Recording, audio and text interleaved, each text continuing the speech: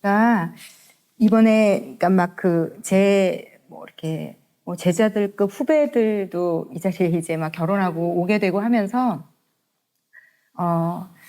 여러 가지로 좀 잘해보고 싶은 생각이 있었던 것 같아요. 그래서 여러 가지 책도 읽고 했는데 하나님이 좀 저를 이렇게 제가 지지난번에도 말씀드렸지만 조금 책망하셨어요. 왜냐하면 제가 약간 좀 타협을 해보고 싶었거든요. 이렇게 좋다는 세상에서 방식이나 어떤 방법들을 좀 써보고 싶었는데 결국은 하나님이 말씀으로 진리로 하나님 것으로 이렇게 좀 나누기를 원하시는 거를 제가 너무 느껴서 제가 제 모든 방향을 좀 수정을 했어요. 기도하면서. 그리고 오늘도 좀 하나님 말씀을 바탕으로 이 부부 관계에 대해서 좀 말씀을 드릴 텐데 저는 이제 제가 지금 난생 처음 성경 공부라는 40평생 정도 살면서 한 번도 예수의 이응도 안 들어보고 주일학교도 안 가보고 우리나라에 살면서 이렇게 기독교를 한 번도 못 접해본 분들이 있구나 할 정도의 분들을 데리고 이야기 성경 그림책으로 성경을 가리키고 있거든요. 제가 그걸 가리키고 읽고 하면서 하나님의 말씀이 살아있고 이 진리가 우리 안에 머물 때 내 생각이 바뀌어지고 내가 할 수 있는 것들이 생겨나겠구나. 그래서 이건 단순히 좋은 말씀을 넘어서는 좀 하나님의 역동적이고 능력 있는 에너지 있는 말씀이 되어서 여러분들의 마음이 내가 노력해서 이루어지는 것을 좀 넘어서서 저는 믿거든요. 말씀이 우리 영혼 안에 심기우면 말씀이 우리를 이끌어간다고 믿거든요. 그래서 이 영상을 정말 많은 부부관계 가운데 고통하는 분들이 볼 거라고 생각해요. 왜냐하면 정말 제가 지금도 계속 미국에서도 이메일을 받고 생각보다 너무 많은 부부들이 고통하고 있어요. 너무 많은 크리스찬 부부들이 이혼을 생각하고 고통하고 그러니까 이게 나한테만 있는 일인가? 아니에요. 지금 대한민국을 살아가는 너무나 많은 그것도 예수 믿는 사람들이 갈등하고 고통하는 게 이 부부관계를 계속 유지할 수 있을 것인가? 유지해야 될 것인가예요. 정말로 나만의 고통이 아니라는 거. 그래서 오늘도 정말 성령님께서 얘기하셨으면 좋겠어요. 제가 몽골 땅에 가서 거의 일주일 말씀을 전하면서 많이 눈물도 나고 정말 많은 어머니들이 아내들이 울면서 기도하고 정말 좋은 시간 가졌거든요. 결국은 하나님의 말씀 밖에는 우리를 바꿀 수 있는 건 없는 것 같아요. 그래서 오늘도 좀 하나님의 말씀을 가지고 좀 이렇게 우리 영혼이 좀 영혼의 이 말씀이 심기고 나를 좀 그리로 나는 할 수 없는데 그리로 하나님의 말씀이 이끌어가는 걸 경험하는 그런 시간이 좀 되기를 진심으로 소원합니다. 오늘은 특별히 부부 행복 연습 두 번째로 부부가 대화를 하면서 주로 상처를 주고받거든요. 처음부터 만나서 막 치고받고 싸우진 않잖아요. 주로 대화 가운데 빈정이 상하고 어려움이 있어요. 그리고 이 말하는 방식이 내가 말하는 방식 중에 뭐가 상대를 찌르고 힘들게 하고 좌절하게 하고 낙심하게 하는지 나는 몰라요. 그러니까 서로 주고받고 있는데 몰라요. 그래서 오늘은 부부 대화에서 정말 중요한 세 가지 포인트를 좀 영적으로 성경 말씀을 바탕으로 좀 짚어드릴 텐데 미리 오늘 뭘 할지 세 가지를 말씀을 드리면 첫 번째는 지지난주에 제가 설명드린 것처럼 남자와 여자가 정말 다른데 만들어질 때부터 하나님께서 그렇게 만드셨다는 걸 좀 짚어드리고 싶고요. 그래서 남자와 여자는 다르게 만들어졌다. 이걸 받아들이시는 것도 믿음의 영역이라고 저는 생각해요. 그리고 두 번째는 두 번째 나눠드리고 싶은 건 말이 정말로 별것 아닌 말이 배우자를 찌르는 강력한 무기와 상처를 주는 아프게 하는 이혼을 생각할 만큼 힘들 수 있는 것이 될 수 있다. 그리고 이게 성경에서 너무 많이 얘기하고 있어요. 말이 얼마나 무서운 칼이 될 수 있고 무기가 될 수 있고 얼마나 이게 서로를 찔러서 신음하며 피 흘리고 서로를 죽일 수 있는지. 그리고 세 번째는 저는 오늘 제가 전하는 것 중에 이게 가장 좀 잘 전해졌으면 좋겠는데요. 배우자의 마음속에는 선의가 있다고 믿어주는 게 너무 중요해요. 이건 제가 좀 설명이 필요한 거라 나중에 설명을 드릴 텐데, 그러니까 나의 상대방 배우자에게 쟤는 나를 무시해, 쟤는 나를 사랑하지 않아, 쟤는 나한테 마음이 1도 없어라고 다 해석하고 지금 결론 내려서 사이가 안 좋은 부분은 안 좋거든요. 그런데 그 해석을 바꿔야 될 필요가 있다는 거예요. 이 부부관계가 좋아지려면. 상대에게는. 근데 이분이 그러니까 한 수십 년 동안 수도 없이 많은 이혼 위기에 놓인 이 저자가 이제 부부들을 상담을 하면서 느낀 건데 물어본대요. 한 사람만 만날 때 이렇게 힘든데 그래도 배우자가 당신을 향해서 악감정을 품고 있고 일부러 너 한번 어디 맛 좀 봐라. 그렇게 하는 것 같으냐? 아니면 그에게 그래도 당신을 향한 좋은 마음, 선한 마음은 있다고 느끼는가? 그러면요. 대부분의 부부들이 깜짝 놀라게도 저 사람이 악감정을 가지고 어떻게든지 나를 못 살게 굴려고 그러는 마음이 아니라는 건 알고 있다라고 얘기를 한대요. 그런데 이걸 내가 정확히 인식하고 인정하고 받아들이는 데서 부부관계가 달라질 수 있는 시작이 돼요.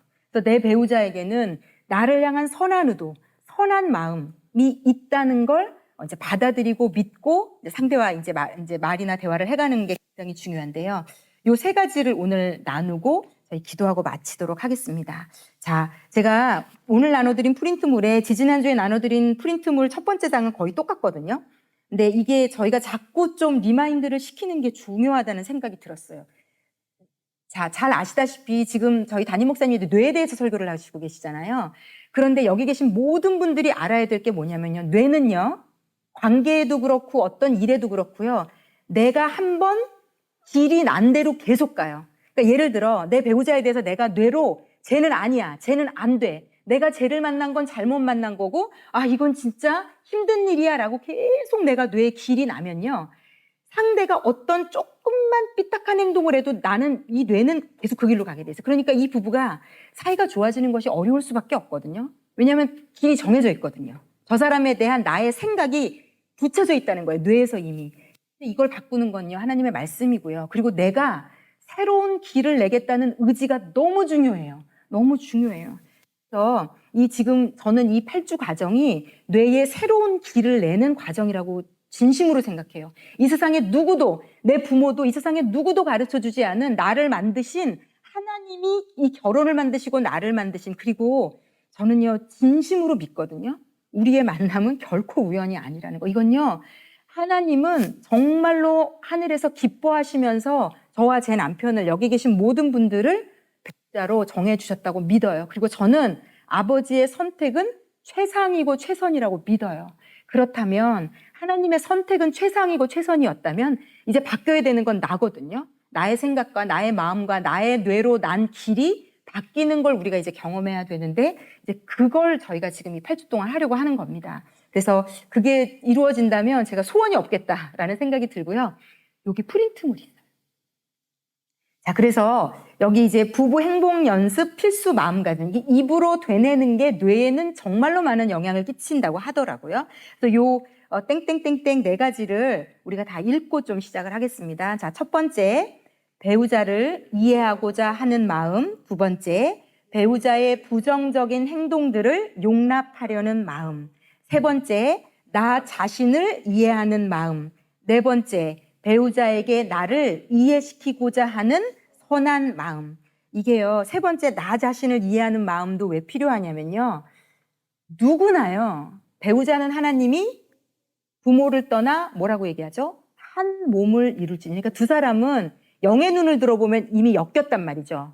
영적으로 한 몸이 되었단 말이죠. 그런데 이제 이게 한 몸이 된 사람들이 사실 싸우는 거잖아요. 손가락질을 하고. 그러면요, 상대에게만 상처가 가지 않아요. 절대로. 그 사람이 받은 데미지보다, 아니면 어쩌면 내가 미워하고 막 싫어하고 소리 지르고 그런 태도를 보인, 특히 예수 믿는 사람들은요, 그런 태도를 보인 나를 용서하는 게 어려워요. 그래서 더 이게 악순환이 돼요. 왜냐하면 그러했기 때문에 더 이 관계가 악순환이 될 수 있어서 나 스스로를 이해하는 마음도 같이 맞물려 가야 됩니다. 이 부부관계가 좋아지려면. 순전히 너 때문이야 라고 했지만 사실은 마음 밑바닥에는 우리는 다 예수 믿는 자들이라 알기 때문에 죄책감이 있어요. 누군가와 싸운다는 거, 누군가를 미워한다는 거, 소리 지르고 못된 말을 한다는 게 내 영에 이미 데미지가 되기 때문에 나도 힘들거든요. 그래서 이 모든 과정을 통해서 결국은 나를 용서하고 이해하는 상황까지도 하나님이 가게 하실 거라고 생각하고요. 지금 저희가 이 8주간의 주제 성경 구절은 에베소서 5장 33절입니다. 이 구절도 다 함께 한 목소리로 읽겠습니다. 그러나 너희도 각각 자기의 아내 사랑하기를 자신같이 하고 아내도 자기 남편을 존경하라. 그래서 제가 2주 전에 말씀드렸어요. 남편은 아내에게서 존경이 느껴지지 않으면 아무것도 작동하지 않아요. 그러니까 이런 거, 내가 왜 네가 나를 사랑하지도 않는데 내가 왜 너를 존경해야 돼? 네가 나를 존경하지도 않는데 왜 내가 너한테 잘해줘야 돼? 이건 결국은 상대를 전혀 작동시키지 않는 방식을 택하는 거예요. 그래서 여기 밑에 보면 부부관계 사이클이라고 되어 있잖아요. 여기 대부분의 부부는 이 죄된 본성을 가진 대부분의 부부는 이 악성 사이클로 들어가요. 네가 나를 사랑 안 해주니까 나도 너를 존경하지 않아. 네가 나를 존경하지 않는데 왜 내가 너를 사랑해야 돼가 그냥 예수 없이 이 세상의 모든 사람들은 그렇게 살아요. 네가 안 사랑해서 나는 안 존경하고 네가 안 존경해 주니까 나는 안 사랑하고 그래서 결국은 최악의 경우는 헤어지겠죠. 자, 그런데 활력 사이클이라는 건 둘 중에 한 사람만 무릎 꿇고 남편이 사랑을 하든지 아내가 존경을 하든지 한 사람만 예수를 진짜 아는 사람, 진짜 예수님의 말씀 앞에 자신의 감정, 생각을 서서 복종시킬 수 있는 사람이 그 가정에 한 명만 있으면 그 가정 삽니다. 정말이에요. 예수님을 진짜 구주로 내 머리로 삼고 그냥 교회 다니는 거 말고요. 그냥 교회 다니는 거 말고요. 예수님의 말씀이 진리인 걸 믿고 내 생각, 내 감정, 왜 우리가 나를 부인하고 자기 십자가를 지고 예수님을 따르라. 이게 왜 힘드냐면요. 나를 부인하는 건 내 감정, 내가 느껴지는 거, 내가 미워, 내가 싫어, 짜증나, 화나. 이걸 그대로 하고 사는 사람은 육신에 속한 사람이거든요. 느껴지는 대로 다 반응하는. 그런데 예수가 진짜 살아있는 사람은요, 한 번이라도 내가 원래 하고 싶은 말, 하고 싶은 생각대로 하지 않고 그 감정을 쳐서 예수님 아래 복종할 수 있게 되는데요. 부부 중에 한 명이라도 이걸 하잖아요. 그럼 그 가정은 반드시 살아납니다. 정말 반드시 살아나요. 그래서 하나님이 원래 부부에게 누리게 하시고 싶은 천국을 누리는 부부가 생겨나기 시작하는 거죠. 그런데 그 시작은, 이 활력 사이클의 시작은 남편이 되었든 아내가 되었든 먼저 사랑하고 존경할 수 있는 걸 누군가가 시작을 해주면, 그러면 상대가 작동하기 시작하고 무언가 역사가 이제 일어나기 시작해요. 그런데 이제 이것의 한계도 뭐냐면요. 대신 상대방이 그걸 멈추면 자기도 멈추는 거예요. 이거는 온전하지 않은 단계고요. 정말 예수님에 의해서 놀랍도록 돌아가는 단계는 마지막 상급 사이클이 돼요. 이 마지막 상급 사이클은 한글만 다 함께 좀 읽어볼게요. 아내의 존경과 상관없이 남편은 아내를 사랑한다. 남편의 사랑과 상관없이 아내는 남편을 존경한다. 이게요, 진짜 어려운 것 같은데요. 예수님의 말씀이 어떤 그 은혜가 있으면 이게 이루어질 수 있다고 저는 이제 확신이 있어요. 이제 저랑 저희 남편 관계가 이제 어느 단계, 어느 정도까지는 이제 일로 들어가고 있는 것 같아요. 그래서 이제는 남편이 저를 짜증나게 하고 힘들게 하는 포인트가 있거든요. 근데 이제는 그것 때문에 남편이 정말 미워지고 이해할 수 없고 막 분노, 화가 나고 힘들지 않아요. 살짝 잠깐은 열이 받는데요. 거기까지. 그러니까 이게요, 좀 놀라운 신비 같아요. 그래서 그걸 누릴 때 하나님이 가정에 맛보게 하시는 놀라운 신비가 있어요. 그래서 이제 이걸 정말 누리게 되셨으면 좋겠다라고 생각이 들고요. 자, 첫 번째 제가 오늘 다루겠다고 말씀드린 거, 자, 남자와 여자는 다르게 만들어졌다. 이 부분을 좀 몇 가지만 설명드릴게요. 제가 이건 2주 전에 자세히 설명드렸기 때문에, 그러니까 이 저자는, 이 책은 이제 부부를 세워가는 대화의 기술이라는 책이고, 그 에머슨 에거리치라는 분이 쓰신 건데, 이제 부부 사역, 이런 사역을 오래 하신 분이에요. 그런데 이제 이분이 이렇게 얘기해요. 남자는 블루라는 색깔의 안경으로 보고 블루라는 보청기로 듣는데요. 그리고 여자는 핑크라는 안경으로 보고 핑크라는 보청기로 듣는데요. 그러니까 똑같은 걸 봐도요, 다르게 느꼈고 다르게 생각한다는 거예요. 근데 이게 이렇게 하나님께서 만드셨다는 거예요. 그래서 제가 늘 말씀드리잖아요. 부부는 둘이 합해서 100이라고. 혼자서는 온전한 세상을 다 누릴 수 없어요. 제가 2주 전에 만들어드린 도표도 관계 하나를 갖고도 대화 하나를 갖고도 두 사람이 다 방식이 다른데, 그러니까 둘이 합쳐져야 온전한 거예요. 근데 이게 아직 예수님으로 두 사람이 온전한 하나가 되기 전까지는 그 다름이 나쁘게 보인다는데 문제가 있어요. 나쁘게 보인다는데. 근데 이제 이건 하나님이 도와주셔야 되는 영역이고요. 이제 어쨌든 그런데 제가 이 책에서 이렇게 써 있더라고요. 영화를 하나 볼 때도 이건 보편적이에요. 나는 남자인데 안 그런데 그럴 수 있어요. 이건 정말 한 70% 이상이 되는 일반적인 보편성을 가지고 얘기하는 거고, 성경은 또 하나님이 남자와 여자를 다르게 지으셨음을 너무 확실하게 선포해요.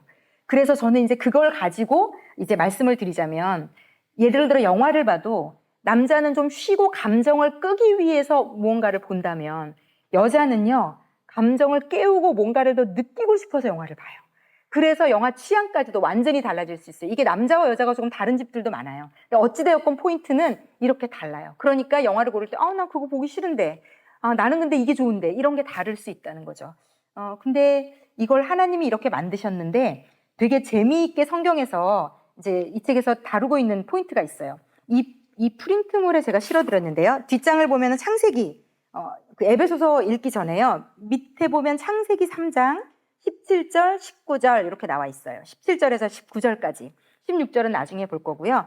요 17절에서 19절까지 요거 다 같이 한번 읽어볼게요. 아담한테 하나님이 선악과를 따먹은 아담에게 주시는 말씀이에요.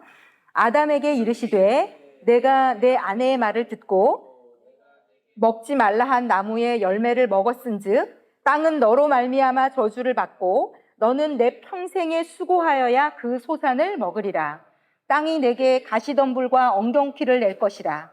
내가 먹을 것은 밭의 채소인즉 내가 흙으로 돌아갈 때까지 얼굴에 땀을 흘려야 먹을 것을 먹으리니 내가 그것에서 취함을 입었음이라. 너는 흙이니 흙으로 돌아갈 것이니라 하시니라. 네, 이 남자는요, 여기 보면 너는 17절에 보면 네 평생에 수고하여야 그 소산을 먹으리라. 그래서요, 남자에게는 원죄 이후로 땅이, 그가 하는 일터가 그의 삶에 굉장히 중요한 부분이 되었어요. 그건 하나님이 그냥 그렇게 만드셨어요. 그렇게 그냥 인정하시고 그렇게 주셨어요. 그래서 남자들은요, 본능적으로 자기가 하는 일이 중요해요. 그래서 거기서 가치를 굉장히 많이 누려요. 내 직업, 내가 일하는 거, 거기서 얻는 성과, 성취, 거기서 어떤 피드를 받는지가 남자들에게는 너무너무 중요해요. 그걸로 가치를 찾고 그것에서 얻는 어떤 존경이랄지 보람에서 굉장히 놀라운 가치를 얻어요. 그래서 사실은 당신은 일이 중요해, 내가 중요해? 이제 아내들이 이렇게 접근하는 것 자체가 조금은 이제 그게 좀 과하면 문제가 당연히 될 수 있죠. 그러나 굉장히 어떤 관점에서는 성경적으로 하나님은 이미 그렇게 남자들에게 가정을 책임지기 위해서 내 일터, 내가 일하는 것, 그 소명의식 이런 걸 굉장히 어떤 면으로 여자들보다 책임감, 자식을 부양해야 되는 그 알지 못하는 어떤 큰 어떤 누르는 압박감 이런 걸 굉장히 느끼고 있는 존재들이다. 그런데 본인이 그렇게 열심히 일하고 최선을 다해서 벌어온 물질이나 본인이 한 일에 대해서 아내가 전혀 가치 없게 여긴다. 이건 정말 남편들에게 어마어마한 상처고 무시받는 느낌이 들고 이럴 수 있다는 거예요.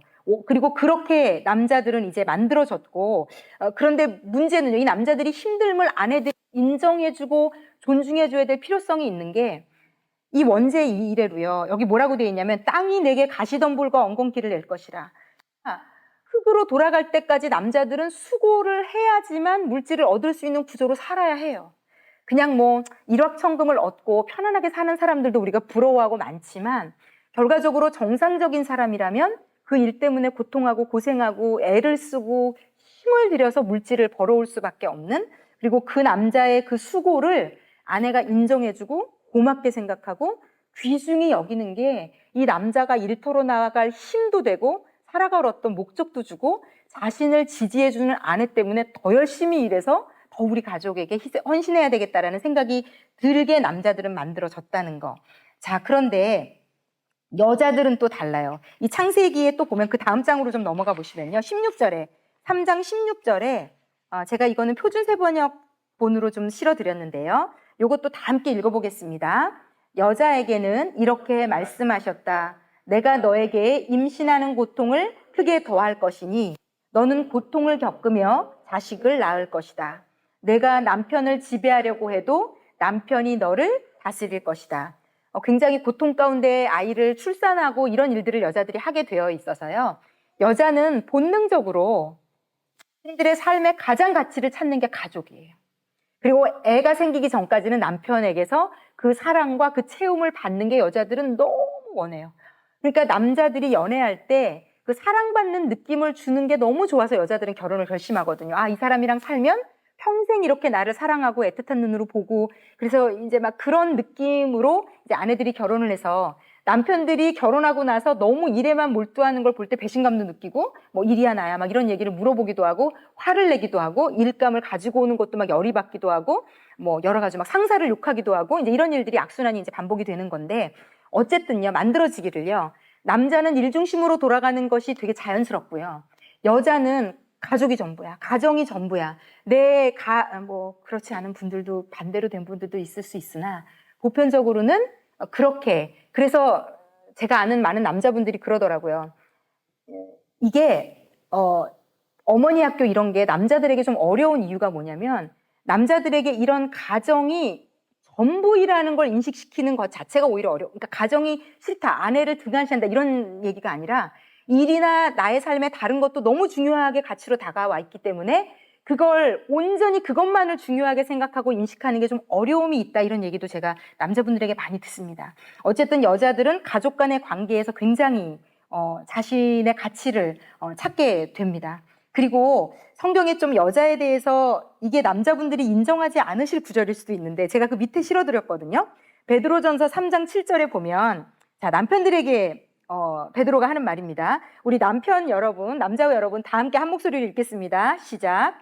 남편이 된 이 여러분, 이와 같이 여러분도 아내가 여성으로서 자기보다 연약한 그릇임을 이해하고 함께 살아야 합니다. 그리고 생명의 은혜를 함께 상속받을 사람으로 알고 존중하십시오. 그리해야 여러분의 기도가 막히지 않을 것입니다. 제가 그 밑에 쉬운 말로 써드렸어요. 그러니까 여자들은 어떻다고 생각하시냐면 어떻게 생각하셔야 되냐면 취급주의, 깨지기 쉬움, 조심히 다루세요. 거의 그 위험한 택배 올 때 쓰는 그 문장과 똑같다고 보시면 되는데 제가 이거를 읽으면서 21세기를 살아가는 남자들은 이 구절을 인정하지 않을 수도 있겠다 이런 생각이 들어요. 내 아내는 나보다 더 센 것 같은데 전혀 연약해 보이지 않는데 이게 지금 말이 되나 이렇게 생각하실 수도 있는 것 같은데요.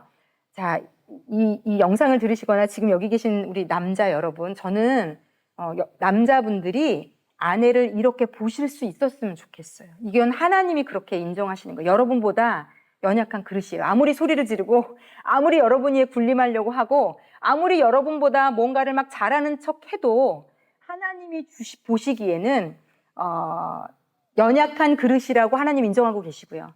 그렇게 보실 수 있었으면 좋겠어요. 내 아내는 저렇게 악다구니를 쓰고 소리 지르고 막 돈 쓰는 거 뭐 하나 막 다 지가 알아서 하는 것 같아도 남편분들이 하나님이 남편분들을 그 가정의 머리라고 얘기하시거든요. 물론 그 남편의 머리는 예수님이에요.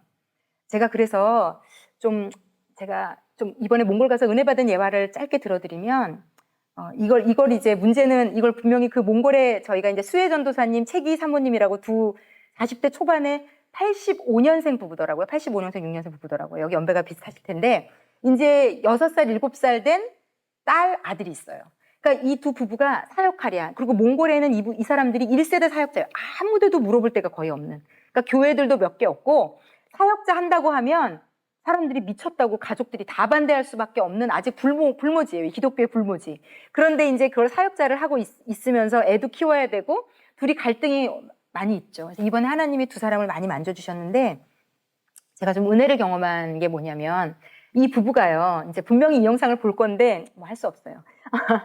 이 부부가 그러니까 아내가 좀 이렇게 말도 잘하고 아내가 좀 똑똑해요. 한국말 통역을 진짜 기가 막히게 해요. 제가 이게 저도 해외를 많이 다니고 통역을 놓고 말씀 많이 전하거든요. 근데 정말요. 제가 거의 이게 혼자 전하는 것 같은 느낌이 들 정도로 이 아내가 진짜 한국말 통역을 잘해요.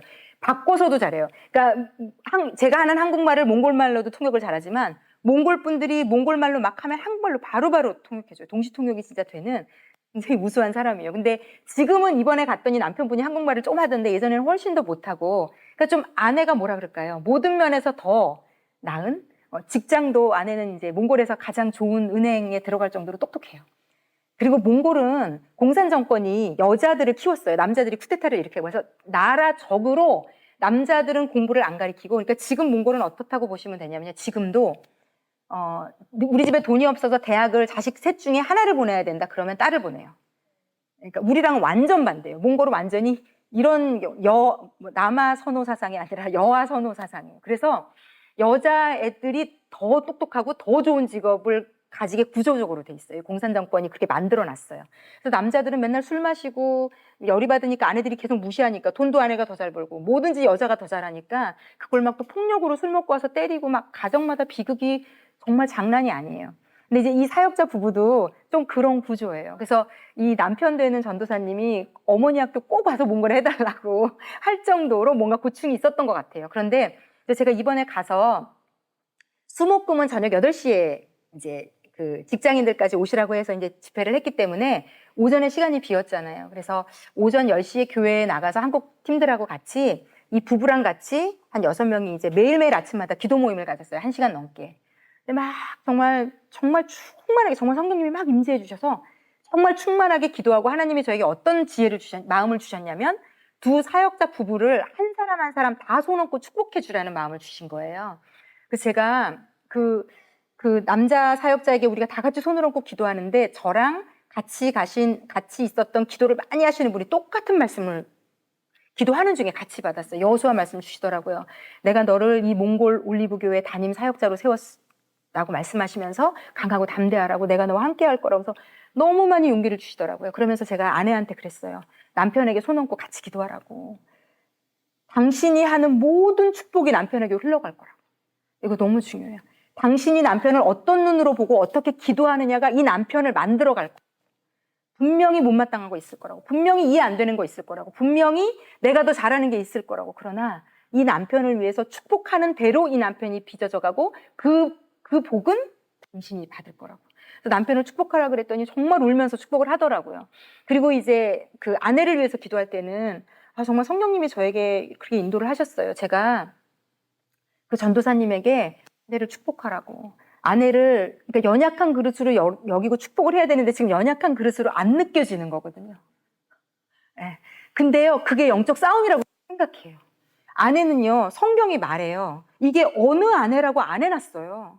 하나님의 말씀은 과거, 현재, 미래를 다 아우르는 말씀이거든요. 근데 이 말씀이 그러니까 하나님이 남자를 그렇게 그 아내보다 훨씬 강하고 크고 잠재력이 있고 그 아내를 연약하게 볼 수 있는 훨씬 더 크고 강하고 넓고 그런 사람으로 하나님이 머리이신 예수님이 계속 부어주시겠다는 자신감이 있으신 것 같아요. 너의 아내를 너보다 연약한 자로 받아들여라. 그리고 그렇게 돼 있죠. 생명의 은혜를 함께 상속받을 사람으로 알아라. 그러니까 그 아내와 함께 상속받는 거예요. 생명의 은혜는 나 혼자 받는 게 아니에요. 그래서 이 싸움이 남자분들에게 필요하다는 생각이 듭니다. 이건 하나님의 말씀이라 제가 이걸 가감할 수 없어요. 그래서 제가 그 수혜라는 전도사님에게 얘기했어요. 아내에게 손 얹고 기도할 때 제가 아내의 머리에 손 얹고 기도하라고 그랬어요. 처음에 당황하더라고요. 아내의 머리에 손 얹고 기도하세요. 당신을 하나님이 이 가정의 머리로 세우셨고 여기 그렇게 돼 있죠. 그리해야 여러분의 기도가 막히지 않을 겁니다. 하나님은요, 남자를 보세요. 제가 늘 얘기하죠. 분명히 선악과는 하와가 따먹었는데 하나님은 아담을 불러서 물으세요. 선악과 왜 먹었냐고. 하나님이 모르셔서 물으시는 게 아니에요. 하나님은 남자를 머리로 세우시길 원하세요. 그 가정. 그게 하나님의 뜻이에요. 그리고 그 남자는 하나님이 주신 능력치로 채워져서 아내를 연약한 그릇으로 볼 수 있게 되면 제가 볼 때 그 가정은 삽니다. 아니면 남편이 그렇게 못 보아준다면 아내가 하나님께 무릎을 꿇고 순종하며 남편을 예수님의 대리자로 볼 수 있으면 둘 중에 한 사람만 이렇게 돼도 아내가 남편을 하나님이 이 가정의 머리로 주신 분으로 보던지 아니면 남편이 예수님을 머리로 해서 이 아내를 연약한 그릇으로 볼 수 있던지 이건 대단한 영적 싸움이라고 생각이 들었어요. 그래서 이 사역자가 처음으로 자신의 아내에게 머리를 얹고 축복 기도를 해줬거든요. 근데 그 장면이 그렇게 은혜가 되는 거예요. 제가 너무너무 은혜가 되는 거예요. 그러면서 아내에게 이렇게 매일 축복해줘요. 아내는 너의 축복을 먹고 살 거라고, 사랑해주라고, 아껴주라고. 그래서 이 부부가 모르겠어요. 이게 얼마나 갈지는 모르겠지만 이번에 어머니 학교 다 듣고 굉장히 서로에게 노력하더라고요. 그게 너무 보기가 좋았어요. 서로를 사랑하고 아껴주는 그 마음이 계속 유지가 되기를 간절히 바라고요. 그리고 우리 남편 여러분, 어쨌든 아내는 깨지기 쉬운 연약한 그릇이다 라고 좀 생각해 주실 수 있으면 얼마나 좋을까라는 생각이 듭니다. 자, 그리고 네. 자, 두 번째는요. 자, 첫 번째는 남자와 여자는 이렇게 하나님이 다르게 지으셨다는 거. 이렇게 다르게 지었다는 것을 인정하고 좀 믿음의 눈으로 보고 받아들이시는 게 너무 중요할 거다라고 좀 알려드리고요. 자, 두 번째는 네. 네. 두 번째는요. 말이 배우자를 찌르는 무기가 된다라는 건데요. 이 책에 이렇게 써 있었어요. 말은 상처만 주는 게 아니라 관계를 파괴하는 가장 강력한 무기가 되고요. 경솔한 말, 사랑 없는 말, 무시하는 말, 화가 나서 내뱉는 말, 어떤 다른 사람이 있을 때 상대를 비아냥거리면서 무시하는 말은 특히 정말로 큰 독이 될 수 있다는 거. 이 부부가 이 책을 쓰신 부부가 자신들이 싸웠던 예화를 이제 하나를 적어놓은 게 있어요. 아주 간단한 예화예요. 이제 이 아내 이제 이 시댁에 이제 여행을 간 거, 놀러 간 거죠. 시댁에 가서 며칠 동안 머물고 있는데 이 남편이 렌즈를 끼고 있었는데 이게 한 벌써 20, 30년 전 얘기 같아요. 그러니까 그때는 컨택트 렌즈가 그렇게 일반적으로 살 수 있는 게 아니라 되게 비싸고 사기 힘든 거였나 봐요. 근데 이 남편이 눈이 나빠서 컨택트 렌즈를 끼고 있었는데 렌즈 케이스를 안 갖고 온 거예요. 이제 그래서 이제 어떻게 했냐면 부엌에서 컵을 가져다가 화장실 변기 위에다가 한 짝씩 용액을 넣고 이제 넣어놓은 거예요. 근데 이제 아침에 일어나서 딱 가봤더니 컵 하나가 완전히 비어져 있는 거예요. 너무 깜짝 놀라가지고 여보 내 렌즈 못 봤어 이제 추측이 되는 거예요. 이거를 이렇게 뭔가가 없앨 사람은 내 아내밖에 없다. 그래서 벌써 이미 그걸 보고 이미 열이 받았어요. 렌즈가 하나 없어졌다는 게 화가 난 거예요. 이거 어디 갔어? 이거 분명히 내 아내가 치웠어. 어떡한 거야? 도대체 왜 없어진 거야? 화가 나가지고 소리를 막 지른 거예요. 이제 아내는 엄마 아빠랑 있었는데 자기 엄마 아빠랑.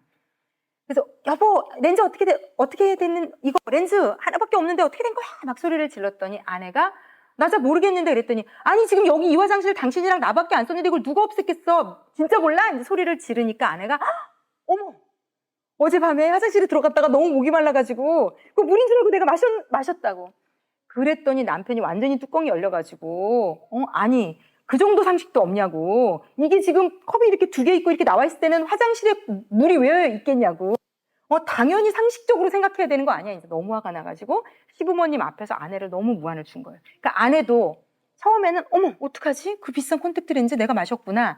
잘못했다고 생각했어요.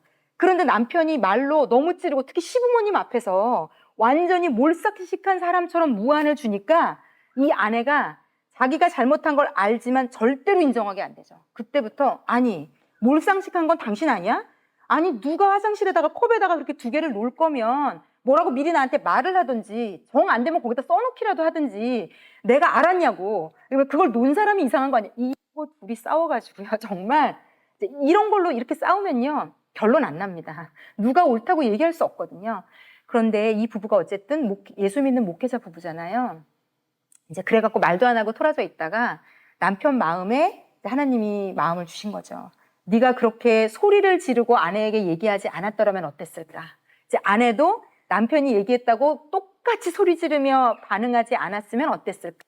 그래서 이제 두 사람이 사과하고 기도하고 부모님 앞에 가서도 우리가 이렇게 다투고 싸운 것에 대해서 양해를 구하고 이제 마무리했다는 이렇게 훈훈하게 마무리하는 거 제가 처음 봤어요. 그래서 이렇게 훈훈하게 해서 이 부부는 정말 나랑 다르구나 제가 이런 생각을 했는데 어쨌든 이제 이 부부는 상급 사이클에 들어간 분들 같아요. 그러니까 이제 이걸 이렇게 처리를 했더라고요, 결국은. 그래서 이제 잘 마무리를 하고 서로에게 이렇게 그러면서 남편도 그렇게 사과했대요. 내가 어쨌든 이게 없어졌다는 게 너무 화가 나서 부모님 앞에서 당신을 그렇게 망신을 주는 게 아니었는데 그렇게 몰아세운 것에 대해서 미안하다.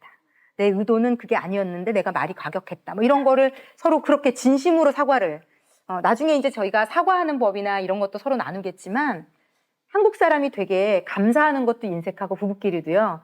사과하는 것도 되게 인색해요. 그런데 이걸 잘만 표현하실 수 있어도요. 진짜 상대방의 마음을 녹일 수 있거든요. 그래서 하여튼 그렇습니다. 그래서 이렇게 말이라는 게 서로의 감정의 고요한 감정을 끝간데 없이 올라가게 하고 굉장히 파괴를 시킬 수 있다는 거. 그리고 말이 얼마나 무서운 건지는 성경이 말하고 있는데 여러분 말은 성경에서 그렇게 말하죠. 마음에 가득한 것이 입으로 나가는 겁니다. 그래서 요즘 내 말을 돌아보면서 내 마음을 체크하실 수 있어요. 내 부부관계에서. 유독 내가 말이 상대방에게 험하게 나간다? 내 마음에 지금 문제가 생긴 거고요. 마음에 문제가 생겼다는 건 그 문제에 대해서 상대방과 되게 열내지 말고 화내지 말고 여보 요즘 내가 당신이 말할 때마다 이렇게 화를 내는 거를 봤는데 이럴 때마다 내가 화를 내는 것 같아. 뭔가 찾으셔야 돼요, 서로. 그러니까 아내가 못 찾으면 남편이 찾아주시면 좋고요. 여보, 내가 보니까 당신이 이럴 때마다 화를 내는 것 같아. 근데 왜 그런 것 같아? 내가 뭐 이러면 이런 느낌이 드나 봐. 그러니까 뭔가를 두 사람이 협력해서 찾아야 돼요. 서로 삿대질을 하면서 너의 문제라고 해서는 끝이 안 나는데요. 상대방의 문제가 뭔지, 나의 문제가 뭔지를 같이 찾고 고민하면 찾을 수 있고요. 그럼 그런 방식의 싸움을 멈출 수 있거든요. 그래서 한 단계 한 단계 좀 마음에 가득한 것이 입으로 나가니까 말만 조심해야지로는 안 되고요. 내 마음에 요즘 뭐가 있는지, 왜 내 마음이 건드려지는지를 찾으실 수 있는 것이 너무너무 중요합니다. 자, 그런데 이 성경 구절을 좀 읽어볼게요. 여기 보면 제가 도움이 되는 성경 구절들이라고 실어드린 게 있을 거예요. 찾으셨나요? 도움이 되는 성경 구절들. 자, 여기를 보면 자, 잠언 15장 1절 명조체로 된 것만 성경 구절만 일단 읽겠습니다. 다 같이 읽겠습니다. 부드러운 대답은 분노를 가라앉히지만 거친 말은 화를 돋운다. 그러니까요, 이런 거예요. 두 사람 중에 한 사람이 날카롭게 쏘더라도요, 한 사람이 똑같이 맞받아치지만 않아도 성경이 말하는 바도 화를 멈출 수 있어요. 그래서 부드러운 대답을 한 사람만 할 수 있어도요, 이게 그렇게까지 끝간데까지 가지 않을 수 있다는 게 성경이 우리에게 주고 있는 지혜고요. 밑에 이제 모든 배우자는 과격한 말이 화를 불러일으킨다는 것을 알고 있다. 그러니까 자신의 말과 자신의 마음을 검토하시기를 정말 부탁을 드리는데, 이번 주 동안 제가 이따 그것도 할 거예요. 상대방이 어떤 말을 할 때 내가 가장 트리거가 되고 어떤 말을 할 때 내가 가장 열이 받는지. 그러니까 배우자가 잘하는 말이 있어요. 나를 열받게 만드는. 그 말투일 수도 있고요. 표정일 수도 있고요. 어떤 특정한 단어일 수도 있는데 이걸 찾으셔야 돼요. 왜냐하면 대부분 말 때문에 계속 빈정이 상하고 말 때문에 계속 열받고 그 열받음이 계속 상대를 비꼬게 만드는 거거든요. 그러니까 근원적인 서로의 문제를 찾는 게 진짜 중요하다고 저는 생각을 하거든요. 자, 그리고 잠언 12장 18절에 말에 대한 잠언에 나오는 말들입니다. 다 함께 읽겠습니다. 함부로 말하는 사람의 말은 비수 같아도 지혜로운 사람의 말은 아픈 곳을 낫게 하는 약이다. 하나님은요, 예수를 믿는 사람을 지혜로운 사람이라고 말씀하시는 거거든요. 영이 열려있는 사람, 영적인 사람. 그러니까 함부로 우리가 말을 한다는 건 상대를 칼로 찌르는 것 똑같고요. 그런데 지혜로운 사람이 하는 말은 상대를 고칠 수 있어요. 네, 칼로 찌른 같이 함부로 말하는 당신의 말을 배우자는 듣지 않아요. 나의 말투, 나의 표정, 나의 태도 때문에 상대방은 절대로 내 말을 듣지 않는 거일 수 있다. 이렇게 생각하셔도 되고요. 그리고 로마서 15장 7절 또 읽겠습니다. 그러므로 그리스도께서 우리를 받아 하나님께 영광을 돌리신과 같이 너희도 서로 받으라. 하나님이 예수님이 우리를 받아 하나님께 영광을 돌리신과 같이 우리가 하나님께 영광을 돌리는 길은요, 우리가 서로 받아주는 거예요. 그러니까 다른 걸로 하나님께 영광 돌리려고 생각하지 마시라는 거예요. 어떤 내가 봉사를 많이 하면 뭘 많이 하면이 아니라요, 부부가요 서로를 받아들이기만 해도 하나님은 영광 받으신다는 거고요. 남자와 여자는 많은 면에서 서로 다르므로 서로를 받아들이는 데 있어서 하나님의 은혜가 필요합니다. 그리고 뒷장에 보면 갈라디아서 5장 15절 말씀도 있어요. 이거는 부부에게 주는 경고와도 같은 말씀인데요. 자, 이거 아마 새 번역인가 그럴 겁니다. 다 함께 이 부분도 읽어보겠습니다. 시작. 그런데 여러분이 서로 물어뜯고 잡아먹고 하면 피차 멸망하고 말 터이니 조심하십시오. 상대에게 좋지 않은 말을 하는 건 상대만 죽이는 것이 아니라 성경은 말해요. 피차 죽는다고. 피차 멸망하는 일이다. 라고 얘기하고 있습니다. 그러므로 제가 아까 말씀드린 대로 특별히 이번 주에 숙제처럼 좀 찾아보시면 좋겠어요. 특별히 나를 화나게 하는 상대의 말이나 표정이나 태도가 있으면 찾아보셨으면 좋겠고요. 지금 이 부부 행복 연습을 빌미로 두 분이 서로 싸우지 말고 대화를 해보시면 좋겠어요. 내 트리거는 당신이 이렇게 말할 때야를 내가 찾든 상대가 찾든 당신은 내가 이렇게만 말하면 꼭 열내더라. 그걸 서로 만약에 찾아주실 수 있으면 너무 좋을 것 같은데, 지금 이 책을 쓴 부부는 이렇게 말하더라고요. 남편은 어떨 때 열이 받아갖고 아내 말이 하나도 안 들어오냐면, 당신은 항상 그러더라. 항상 당신은 이라는 얘기가 나오면 열이 받으면서 하나도 아내 말이 안 들린대요. 항상 당신은. 이제 그걸 아내에게 얘기를 해준 거고, 아내는 자기가 그 말을 쓰는 이유가, 그러니까 이 남편은 그 말이 자기를 무시하는, 나를 맨날 똑같은 일 하는 사람으로 취급하는 거야 라고 이제 생각하는 건데, 아내가 설명을 또 해줬어요. 그건 그런 의도가 아니었다. 그래서 둘이 이제 합의를 봤고요. 그 말에 대해서 서로 안 하는 것과 뭐 할 때는 어떻게 생각하는 것과. 그리고 이 아내는 남편이 여보 이거 내가 다른 방법 하나 알려줄까? 이때마다 아내는 이게 또 트리거가 돼서 뚜껑이 열리는 거예요. 그게 뭐냐면 아내는 열등감이 많은 사람 같아요. 자존감이 낮은 사람인데 다른 방법을 남편이 알려준다고 할 때마다 뭐야? 그러니까 지금까지 내가 했던 방법은 다 잘못됐다는 얘기야? 내가 잘 못한다는, 그러니까 그렇게 받아들이니까 너무 화가 나는데 그걸 남편에게 말한 거예요. 당신 왜 내가 이 말을 할 때마다 이렇게까지 화를 내? 남편이 물어봤더니 아내가 얘기해 준 거죠. 나는 당신이 이 얘기를 할 때마다 나를 엄청나게 무시하고 내가 지금까지 했던 모든 게 되게 지혜 없고 모자라서 했던 걸로 나는 느껴져. 그러니까 남편이 설명해 주죠. 아니야, 그건 절대로 그런 의미가 아니라고. 진짜 내가 이건 이렇게 하는 게 더 좋지 않냐고 좋은 방법을 제시하고 싶었던 것뿐이라고. 절대로 그게 당신을 무시했거나 지금까지의 방법이 좋지 않았거나, 그러니까 이 남편의 의도는 진짜 그랬기 때문에 설명한 거죠. 근데 만약에 남편의 의도가 안 그랬을 수도 있어요. 그러면 아내가 설명해주면 아 그래? 그러면 내가 조금 안 하도록 노력해 볼게까지만 돼도 좋을 것 같아요. 그래서 저는 저희 남편한테 제가 오늘 준비하면서 하루를 생각해 봤거든요. 그래도 어떨 때 열받냐면 저희 남편은 조금 독특한 화법을 써요. 예를 들어 이게 뭐냐면요. 제가 그때 맨날 뭐라 그랬어요. 이게 뭐냐면 제가 이제 만약에 깜빡 잊고 차리면서 이제 숟가락 젓가락을 막 이제 반찬을 많이 하는 날 왜 이렇게 막 분주하게 왔다 갔다 날르느라고 숟가락 젓가락 놓는 걸 잊은 적이 있거든요. 그러면 저희 남편은 숟가락 젓가락 갖다 줘 이러면 되잖아요. 근데 어떻게 말을 하냐면 밥 먹지 말라는 얘기냐 이렇게 얘기해요. 이런 식으로 모든 걸 얘기해요. 그래서 내가 그냥 사실을 그대로 나한테 해달라고 해. 그래서 왜? 내가 밥 먹지 말라고 한 의도가 없는데 밥 먹지 말란 말이냐 해서 왜 그러면? 찾아보면 숟가락이 없는 거예요. 제가 찾아야 돼요. 왜 남편이 그 말을 했는지. 그러니까 모르겠어요. 저희 남편이 뭐 어떤 잘하면서 어떤 그런 부분에 대한 상처가 있는지 아픔이 있는 건지 잘 모르겠는데 그게 굉장히 오랜 시간 힘들었어요. 그래서 지금 내가 뭘 해야 되는 거야? 내가 물어봐요. 야 지금 그래서 어떡하라는 거야? 막 이런 식으로. 그래서 제발 선문답하려 하지 말고 나더러 당신이 지금 뭘 말하는 건지를 찾게 하지 말고 뭘 원하는지를 말해. 막 이것 때문에 막 소리도 지르고 싸우기도 하고. 근데 이제는 좀 서로 절충이 좀 된 것 같아요. 얘기를 계속 하면서. 제가 계속 제발 이렇게 해달라 부탁도 하고 막 서로 하여튼 절충이 되면서 지금 좀 나아졌는데, 그러니까 제가 이 예를 들어드린 이유는 딱 하나예요. 모든 부부 간에 이해가 안 되는, 넌 왜 그런 식으로 말하냐? 이게 있어요. 나를 건드리고 열받게 하고 무슨 저런 식의 말을 해? 라는 게 진짜 있을 수 있거든요. 그런 것들을 정말 서로 나누실 수 있으면 좋을 것 같아요. 그리고 상대방은 그런 얘기를 들을 때 인정해주면 좋을 것 같아요. 왜냐면 아까도 말씀드렸죠. 남자는 블루로 보고 여자는 핑크로 보기 때문에 내가 그런 의도가 아니었어도 상대가 계속 그런데 나는 그렇게 느껴진단 말이야. 그러면 고치려고 노력할 수 있으면 좋을 것 같아요.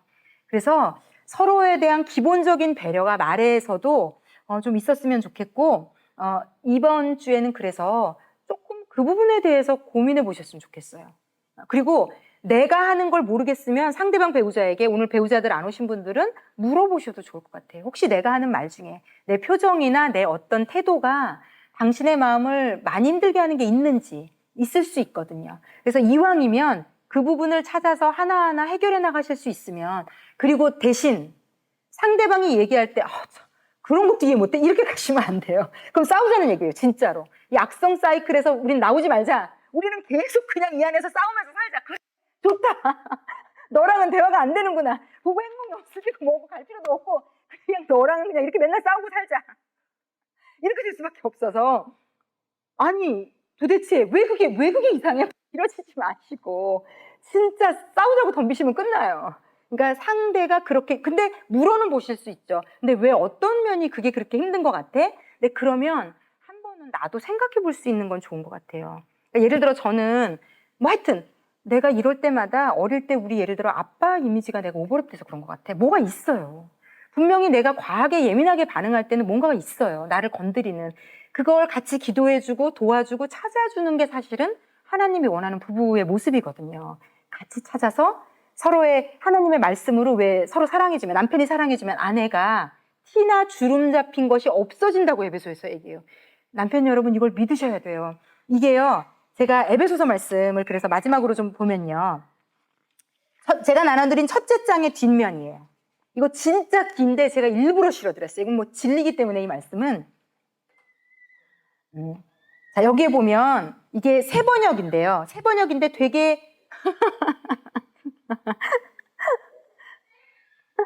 되게 순화해서 이 에베소서 말씀을 우리가 이해하기 좋게 만들어 놨더라고요. 그래서 저랑 33절까지인데요.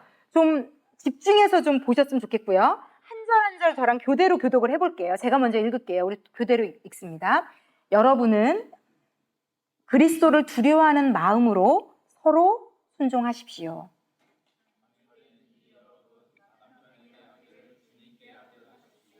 그리스도께서 교회의 머리가 된 것과 같이 남편은 아내의 머리가 됩니다. 바로 그리스도께서는 몸의 구주이십니다.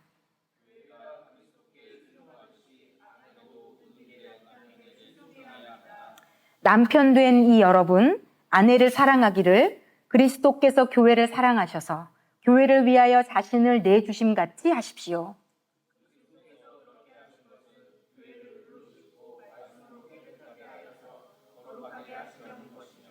티나 주름이나 또 그와 같은 것들이 없이 아름다운 모습으로 교회를 자기 앞에 내세우시려는 것이며 교회를 거룩하고 흠이 없게 하시려는 것입니다.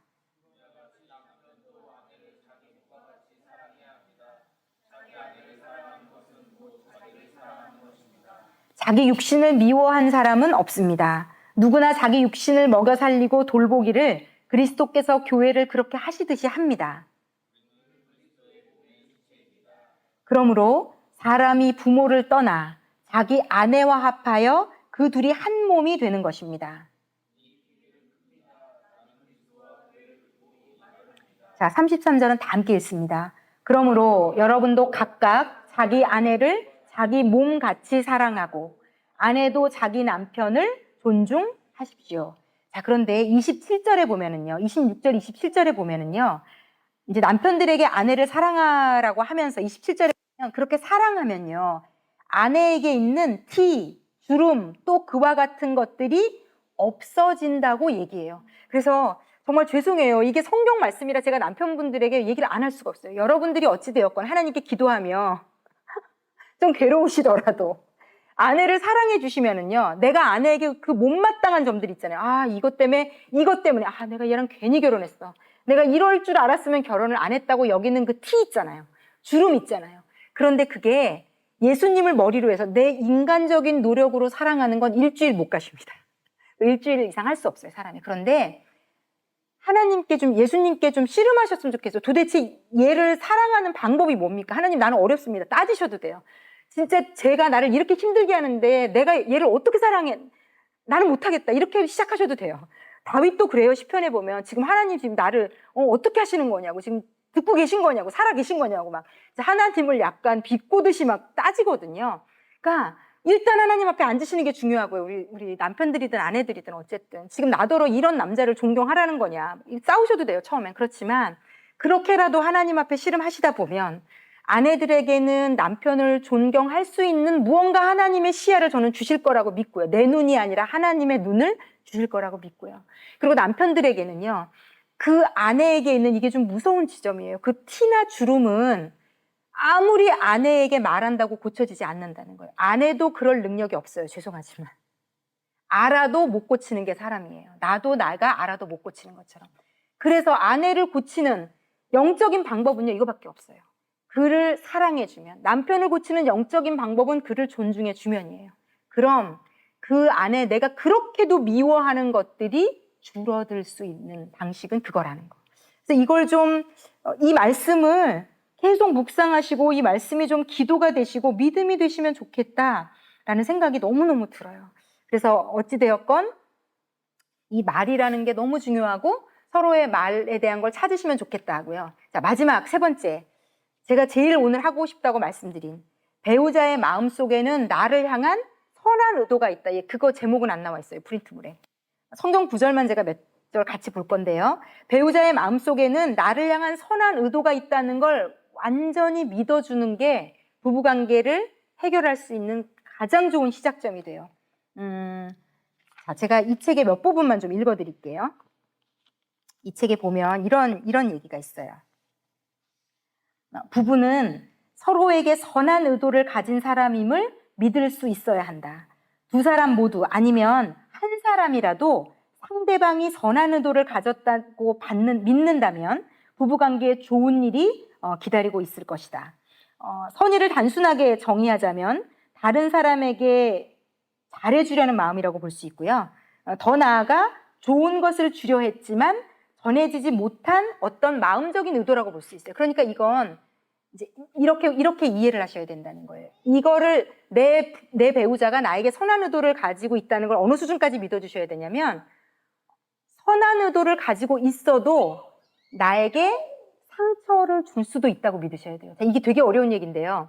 마음으로는 선한 의도가 있었어요. 아, 우리 남편한테 이렇게 해야지, 우리 아내한테 이렇게 해야지. 그런데 내가 그런 마음이 있지만 표현이 서툴거나 어떤 상황이 내가 그렇게 표현을 못하게 만들어서 상처를 줄 수 있다는 거예요. 아, 이걸 어떻게 쉽게 표현해야 될지 제가 좀 갑자기 지금 설명이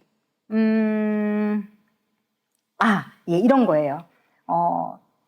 그 배우자가 게으르거나 잘 잊거나 부주의하거나 어떤 일이 있을 때 우리 열받잖아요. 아니, 내가 말했는데 잊어먹었어. 내가 어제 분명히 말했잖아. 그리고 게으르고 실수하고 막 이럴 때 우리가 굉장히 열이 받는데요. 보통 그렇다고 해서 배우자가 처음부터 아예 오늘 얘기했지만 내가 절대로 안 해야지 이러지 않는다는 거예요. 선한 의도, 그래, 해야지, 고쳐야지, 우리 남편 말이 맞아, 우리 아내 말이 맞아라고 속으로 수긍했고 내가 그게 선한 마음으로 인정했어도요, 내일 또 똑같은 실수를 반복할 수 있는 게 내 배우자라는 걸 인정해야 되는 거예요. 이게 되게 힘든 일이에요. 이게 되게 힘든 일인데요, 그렇지 않으면 부부가 같이 사는 게 어려워요. 야, 너는 맨날 그러더라. 이렇게 가면요 악성 사이클로 들어가는데요. 제가 사실은 이 공부를 하면서 제일 은혜를 받았는데요. 그 두 번째 프린트물에 로마서 7장 19절인데요. 로마서 7장 19절 한번 읽어볼게요. 내가 원하는 바 선은 행하지 아니하고 도리어 원하지 아니하는 바 악을 행하는도다. 자, 그 밑에 제가 다른 글씨체로 쓴 세 줄을 또 같이 읽어볼게요. 배우자가 알고 한 잘못이든 모르고 한 잘못이든 나는 배우자의 좋은 마음을 믿을 것이다. 우리는 둘 다 좋은 사람들이다. 저는요, 궁극적으로 이 마음이 뺏기지 않으셨으면 좋겠어요. 첫 번째, 우리는 둘 다 좋은 사람들이에요. 저는요, 진짜 좋은 사람들이 왜 저렇게 싸우지 이런 생각해요. 진짜 각자로 볼 때는요, 더할 나위 없는 하나님의 아름다운 영혼들이에요. 근데 그걸 누가 믿어줘야 되냐면요, 서로가 믿어줘야 돼요. 우리는 둘 다 좋은 사람들이다. 이걸 믿어주셔야 되고요. 그리고요, 그보다 더 중요한 게 그 위에 거예요. 배우자가 알고 한 잘못이든 모르고 한 잘못이든 나는 배우자가 좋은 마음으로 시작했을 거라는 걸 믿어주는 거예요. 자, 이게 지금 로마서 7장 19절과 어떻게 연결되냐면요, 예를 들어 이런 거예요. 이거 어떤 부부에게 실제로 있었던 일인데, 남편이 출장을 가게 돼서 너무 바쁜 거예요. 막 뭐도 해야 되고 그래서 출장을 이제 차로 가는 일이어서 여보, 내가 지금 너무 바쁘고 이거 준비해야 되고 막 회사에 이것도 막 제출해야 되니까 근데 기름이 거의 다 썼더라. 이제 아내가 애 태우고 다니고 이러면서 다 쓴 것 같아요. 그러니까 당신이 좀 기름 좀 내일 나 가기 전까지 기름 좀 넣어주면 안 돼? 이건 미국의 이제 부부 얘기긴 한데요. 기름 좀 넣어주면 안 돼? 이제 그랬던 거죠. 이렇게 우리 같이 바로 나가면 이제 그 주유소가 있고 이런 상황이 아니었던 것 같아요. 그래서 부탁을 했는데 아내가 알았어 이렇게 한 거예요. 근데 그 다음날 아침에 이제 짐 다 넣고 출장을 가려고 딱 시동을 켰는데 이제 어제 그 상태 그대로인 거예요. 그럼 이제 보통 여러분 같으면 어떠시겠어요? 보통은 일반적으로 완전 열받죠. 지금 뭐야, 어제 내가 그렇게 얘기하고 대답까지 했는데 지금 이걸 안 넣어놔서 지금 나 엿먹이는 거야. 별 생각이 다 들죠. 진짜로 열이 받죠. 그러면 이제 들어가서 대판 싸우든지, 보통은 일반적인 세상적인 관점의 사이클은 이제 그렇게 돌아가요. 그런데 여기 그렇게 써 있더라고요. 이 상황에서 둘 중에 하나를 선택은 내가 하는 거예요. 첫 번째, 아내가 와 진짜 이렇게 나를 골탕 먹일 수가 있어?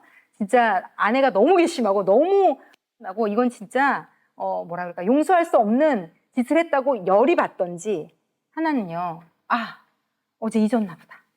그러니까 아내가 진짜 진심으로 그 얘기를 들을 때 하려고 했을 거고, 하려는 마음이 선한 의도가 충분히 있었을 거야. 그런데 실수로 잊었거나 무슨 일이 있어서 하여튼 깜빡 잊었다고 믿어주는 거예요.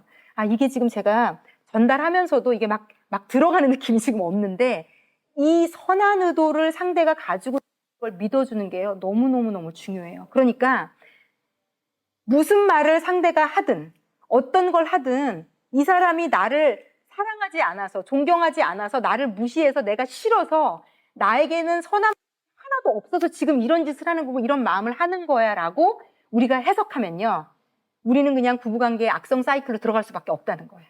그런데 두 사람 중에 한 사람이라도 내 아내는, 내 배우자는 그런 악한 마음이 있는 게 아니라고 믿어주는 거죠. 그러니까 이 믿음이 너무 중요해요. 이게 제가 아까 로마서 7장 19절과 연결하는 게 너무 중요한 게요, 내가 원하는 바 선은 행하지 아니하고 도리어 원하지 아니하는 바 악을 행하는도다. 이 구절에 답이 다 들어있는 게 뭐냐면 영적으로요, 자, 원하는 건 뭐예요? 이거 무려 사도 바울이 얘기해요. 무려 사도 바울이 원하는 건 뭐예요? 선을 행하는 거예요. 그런데 본인이 진짜 하는 건 뭐예요? 악을 행하죠. 이게 원죄를 가진 인간의 모습이라는 거예요. 이걸 믿어주라는 거예요. 너의 배우자도 이런 사람이라는 거예요. 선을 행하고 싶고 아내랑 남편이랑 잘 지내고 싶고 싸울 때는 나라도 참아야지, 저 사람이 저것 때문에 힘들어하는데 저렇게, 그래 내가 한 번만 꺾어줘야지 라는 마음이 누구에게나 다 있다는 거예요. 선한 의도가 없지 않아요. 있는데 육신이 약해서 악을 행한다는 거예요. 그런데 예수님은 우리를 어떻게 보시냐면, 우리가 육신이 약해서 악을 행한 걸 예수님은 다 용서해 주신다는 거예요. 알아. 네가 노력했고 수고했는데 어쩔 수 없이 연약해서 죄 짓는 거 알아. 그걸 예수님은 다그치고 야단치고 벌 주지 않고 기다려주고 이해해주고 참아준다는 거예요. 왜? 의도가 선한 걸 안다는 거예요, 예수님은. 그래서 우리를 봐준다는 거예요. 그런데 우리는 서로에게 안 그러고 있는 게 문제라는 거예요. 상대방이 연약해서 그렇다는 걸 인정해 주라는 거예요. 마음의 생각과 의도 자체가 없다고 받아들이면 안 된다는 거예요. 쟤는 나한테 아예 마음이 없어. 쟤는 나를 무시해. 쟤는 나를 사랑하지 않아. 이렇게 한 걸 보니까 이건 분명하네. 이렇게 가지 말라는 거예요. 이 말씀대로 가라는 거예요. 원하는 바 선이 있다는 걸 믿어주라는 거예요, 상대에게. 그러니까 저는 지금 저희 남편하고 서로에게 이게 되는 것 같아요. 우리 남편이 지금도 여전히 저희 실수해요. 저희가 상처를 줘요.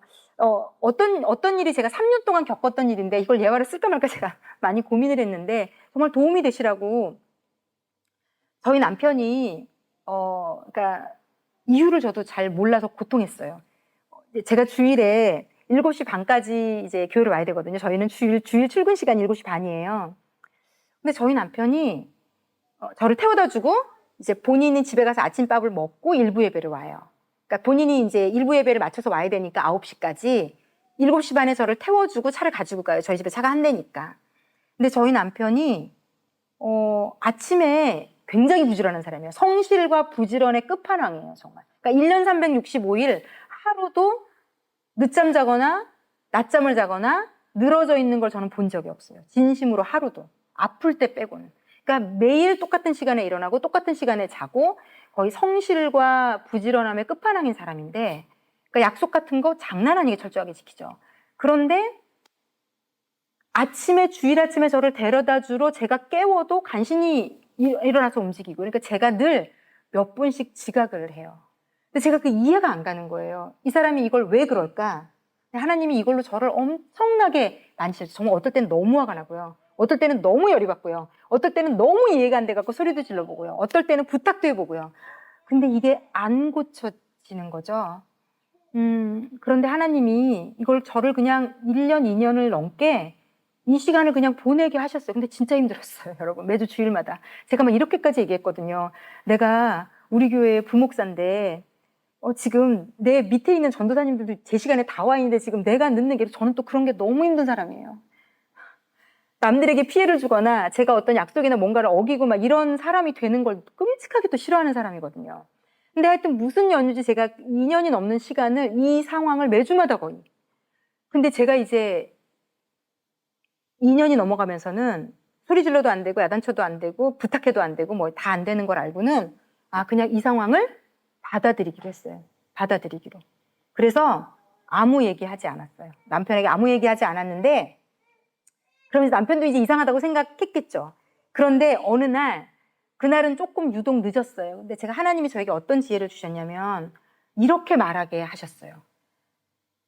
여보, 나는 당신이 이렇게 늦게 게 너무 서운한 게 뭐냐면 나는 만약에 입장을 바꿔서 내가 당신을 이렇게 당신 직장을 당신이 만약에 7시 반까지 주일에 만약에 가야 되는 거였으면 나는 진짜 일찍 일어나서 움직였을 것 같아. 근데 그 이유는 딱 하나야. 나는 당신이 회사에 가서 욕먹는 게 싫으니까. 당신이 다른 사람에게 나쁘게 소리 듣거나 핀잔을 받거나 안 좋게 보이는 게 싫어서 당신을 욕 안 먹이기 위해서 내가 최선을 다해서 난 노력할 것 같은데 내가 지금 뭐가 서운하냐면 당신이 이렇게 하는 게 나는 그런 마음인데 왜 그런 마음이지 않을까가 되게 서운한 것 같아. 근데 제가 이유를 모르겠어요. 이렇게 처음으로 딱 표현을 했는데 3년 만에 그날 이후로 저희 남편이 제 시간에 데려다 줘요. 뭔지 저도 잘 모르겠어요. 이게 뭐 정답이다 아니다 이런 건 아닌데 무언가 부부간의 사이에 무언가를 해결할 수 있는 어떤 방식이 있는 것 같기는 해요. 저희 남편의 뭔가가 만져진 것 같아요. 그러면서 저희 남편이 그 후로 많은 영역에서 저를 보는 게 달라졌는데 아마 제가 자기에 대한 선한 마음이 제가 열을 낼 때나 어떨 때나 있다는 게 이제는 인정이 된 것 같아요. 그리고 그 전에 어떤 사건이 또 있었는가 하면, 그거 맞물려서 그런 사건이 있었어요. 저희 그 시댁에 간 적이 있는데, 이제 저희 아주버님이, 저희 남편은 장애인이잖아요. 근데 이제 저희 아주버님이 저희 아들이 여자친구가 있다는 얘기를 듣고, 너 여자는 신중하게 살아야 된다. 신중하게 생각하고 잘 고르지 않으면 이제 저희 아주버님도 좀 관계 아픔이 있으시거든요.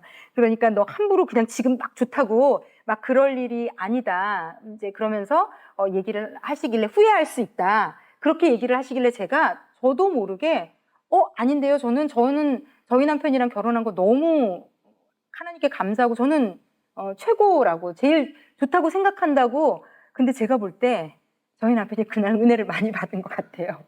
은혜를 많이 받은 것 같아요. 근데 여러분 진짜요. 나의 한 마디가 상대에게 굉장히 선한 어떤 방식으로 어떻게 전달하고 어떻게 말하고 근데 사실은 제가 진심이기도 하거든요. 그거 그냥 듣기 좋으라고 한 게 아니라 저도 모르게 진심이 튀어나간 것 같아요. 저는 진짜 지금 저희 남편이 너무 만족스럽고 최고라고 진심으로 여기고 있고 우리 남편보다 더 좋은 사람이 내 짝으로 있을 수 없다는 생각 진심으로 하거든요.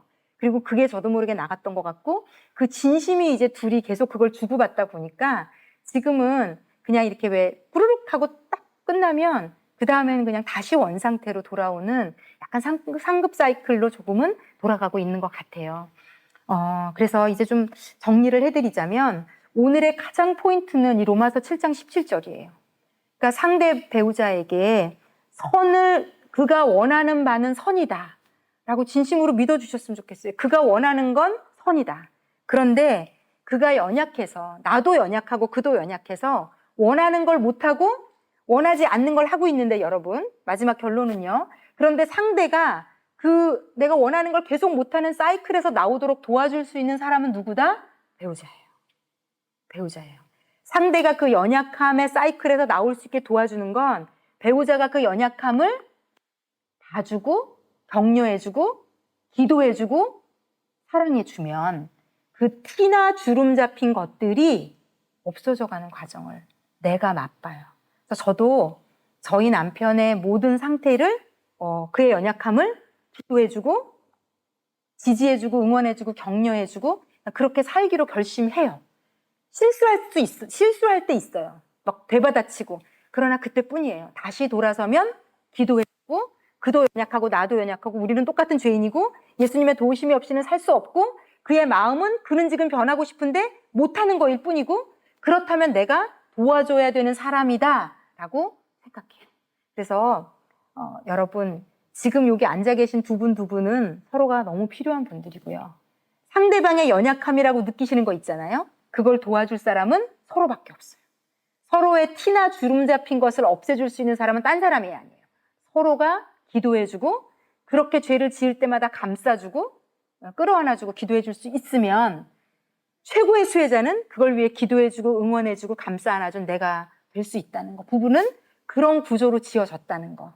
그래서 이 선한 의도에 대한 부분을 좀 생각해 보셨으면 좋겠고 그걸 믿어주었으면 좋겠고 지금 저 사람이 소리를 질렀지만 열받을 수도 있어요. 그때는.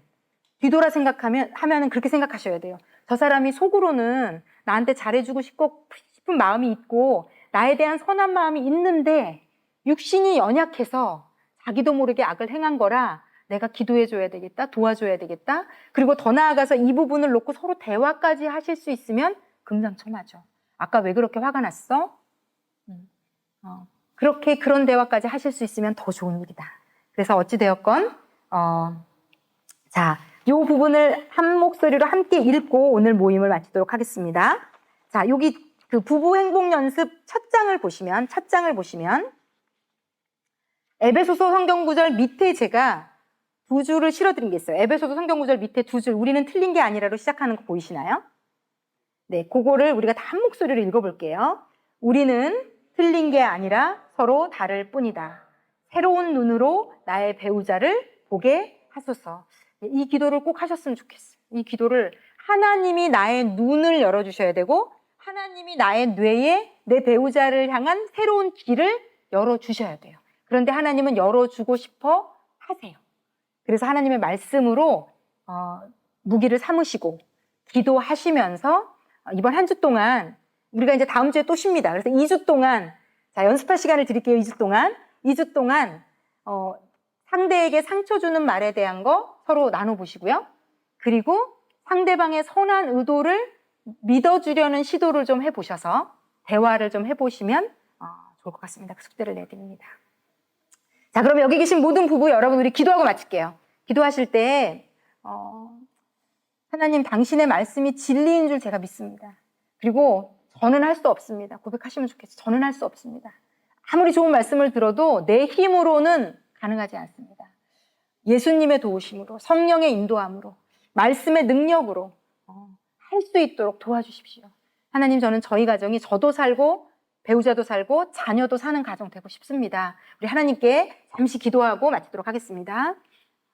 사랑하는 하나님 아버지, 이 부부의 하나됨이 천국의 신비를 누리는 것이라고 하나님 말씀하셨는데 이 부부들이 예수님을 머리로 하나 되는 것을 어린아이처럼 따라가고 배워가는 시간들 되게 해주십시오.